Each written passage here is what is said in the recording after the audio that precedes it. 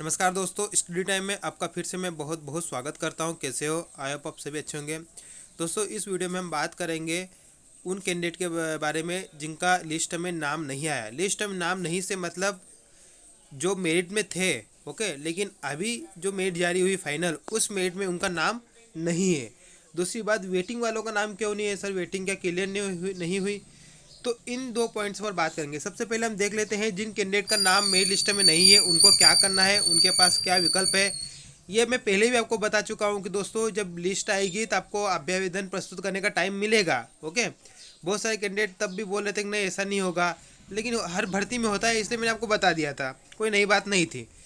तो यहाँ पर देखिए, लिस्ट लेटर को देख लीजिए कि पात्रता परीक्षा के आधार पर माध्यमिक शिक्षक, इसे आप उच्च माध्यमिक भी समझ लिए। ओके, पद पर पात्र अभ्यर्थियों की अंतिम चयन सूची के विरुद्ध प्राप्त अभ्यावेदनों को पंजीबद्ध कर निराकरण किए जाने के संबंध में, मतलब आपसे अभ्यावेदन मांगे जाएंगे। माध्यमिक शिक्षक पद हेतु प्रोफेशनल एग्जामिनेशन बोर्ड द्वारा जारी पात्रता परीक्षा परिणाम के आधार पर प्राविधिक चयन एवं प्रतीक्षा सूची जारी की गई थी। इन अभ्यर्थियों के दस्तावेज सत्यापन के उपरांत मुख्य सूची में पात्र पाए अभ्यर्थियों की अंतिम सूची दिनांक 5/10 को जारी की गई है। जिन अभ्यर्थियों का अंतिम चयन सूची में नाम सम्मिलित नहीं है, देखिए नाम सम्मिलित नहीं है, अब यहाँ मैं उनकी बात कर रहा हूँ जो मेरिट में थे। ओके, यदि वे इस संबंध में अपना अभ्यावेदन प्रस्तुत करना चाहते हैं तो दिनांक 18/10 तक संबंधित संभागीय संयुक्त संचालक लोक शिक्षण मध्य प्रदेश को प्रस्तुत करेंगे। ओके, तो आपके संबंध में आपसे संबंधित जो संभागीय संयुक्त संचालक है, ओके, डीपीआई से, आप उनको प्रस्तुत करें और संबंधित कार्यालय द्वारा प्राप्त अभ्यावेदनों को पृथक रूप से सूचीबद्ध किया जाएगा।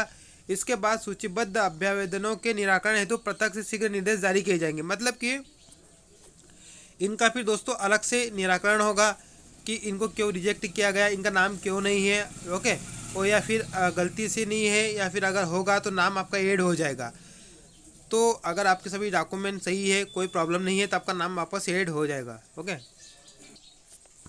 तो दोस्तों ये वर्ग 2 वालों को क्या करना पड़ेगा, यहाँ पर 18 तक अपने अभ्यावेदन प्रस्तुत करना पड़ेंगे।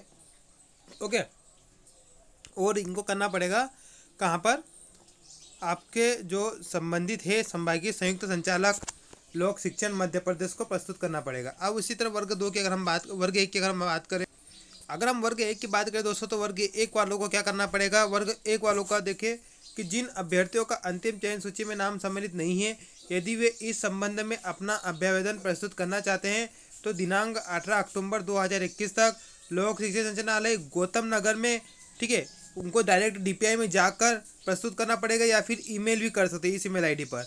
लेकिन मेरा आपको एक सजेशन है, आप ईमेल मत करिए, आप डायरेक्ट डीपीआई में चले जाइए। लोक शिक्षण संचालनालय गौतम नगर भोपाल में चले जाइए, वहाँ पर अपना अभ्यावेदन दे दीजिए, आपका नाम ऐड हो जाएगा, आपको किसी भी तरह से कोई भी परेशानी नहीं आएगी। ओके, देखिए आप यहाँ पर वेटिंग वालों की हम बात करते हैं, जिनका लिस्ट में नाम नहीं है उनको परेशान होने की जरूरत नहीं है, वो अपना अभ्यावेदन दे, आपका निराकरण भी होगा, आपका नाम भी ऐड हो जाएगा। अगर आपके डॉक्यूमेंट सब कुछ सही है, आपका मेन लिस्ट में नाम था, डॉक्यूमेंट भी सही थे, फिर भी आपका नाम नहीं आया है, तो फिर आपको वो एक्सेप्ट कर लेंगे। ओके, लेकिन अगर आपके डॉक्यूमेंट में कुछ कमी थी, कुछ भी प्रॉब्लम हो रही होगी, तो वो आपको कारण भी बता देंगे, तो इसका एक अलग से निराकरण होगा, उनकी कमेटी करेगी, तो इसमें भी मुझे लग रहा है कुछ टाइम तो लगेगा। अब हम बात करते हैं वेटिंग वालों का। तो दोस्तों वेटिंग वाले कैंडिडेट बहुत कल टेंशन में थे, सर क्या वेटिंग नहीं क्लियर हुई। तो आप इस जो मैं आपको लेटर मैंने आपको दिखाया, उसी से आप समझ जाइए कि अभी उन्होंने सिर्फ और सिर्फ मेरिट वालों को लिया है। ओके, उन्होंने किसको लिया है? मेरिट वालों को लिया है, जिनका नाम चयन में सूची में मेरिट लिस्ट में था।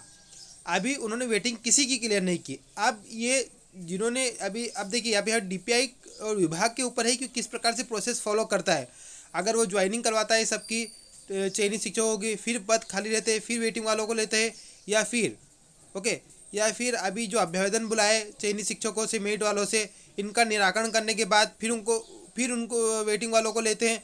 तो ये डीपीआई पर ही डिपेंड करता है कि किस स्टेप्स को फॉलो करेंगे, क्योंकि ये आपको पता है कि विभागीय जो शिक्षा विभाग है, ये एक सस्पेंस मूवी है, शिक्षक भर्ती को इन्होंने एक सस्पेंस मूवी बना दिया है।